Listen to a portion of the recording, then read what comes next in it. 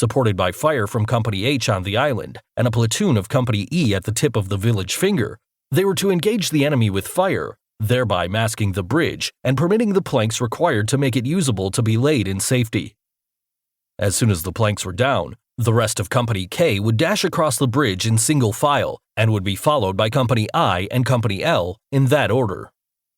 When all three companies were across, they would attack north in concert with Major Schroeder's force on the coast, which would attack from the southeast. The preliminary tasks were completed in short order. Captain Hewitt, who had gone out in one of the assault boats, returned with the results of his reconnaissance. 6 enlisted men volunteered to lay in place the 3 heavy timbers that would span the gap at the northern end of the bridge.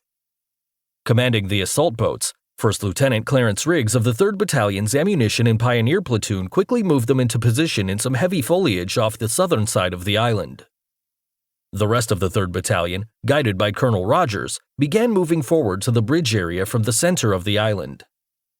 Having been told only a little while before that they were to be given a rest, the troops of the battalion were slow in moving forward, and Colonel Rogers was unable to get them into position south of the bridge until the first salvo of the artillery preparation hit the mission.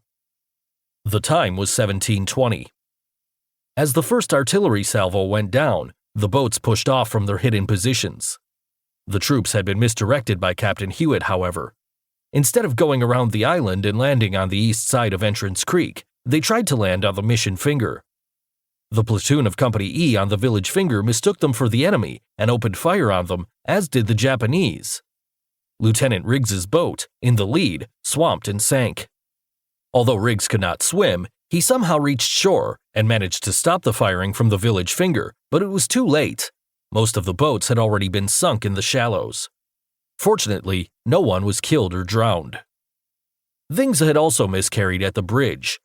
The 6 men to volunteer, Privates Arthur Melanson and Earl Middleburger, T5's Charles H. Gray and Bart McDonough of Company A 114th Engineer Battalion, and Privates Elmer R. Hangarten and Edward G. Squires of Company H, had advanced across the bridge, 2 men to a timber.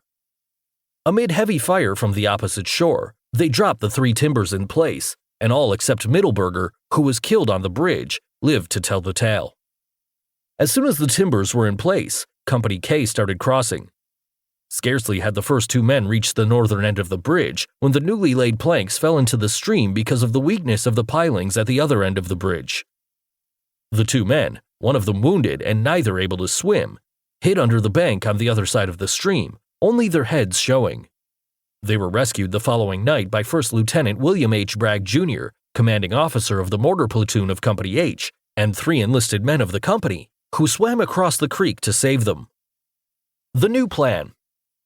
On the night of 28 to 29 December, ammunition and pioneer troops of the 127th Infantry finished digging a 2.5-foot deep trench across the northwest end of the gardens. The trench, which they had begun the night before, was the idea of Captain W. A. Larson, Major Hootman's successor as Regimental S4.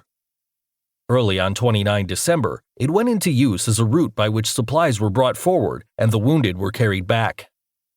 It was an immediate success and proved as useful in the transfer of troops as in evacuation and supply.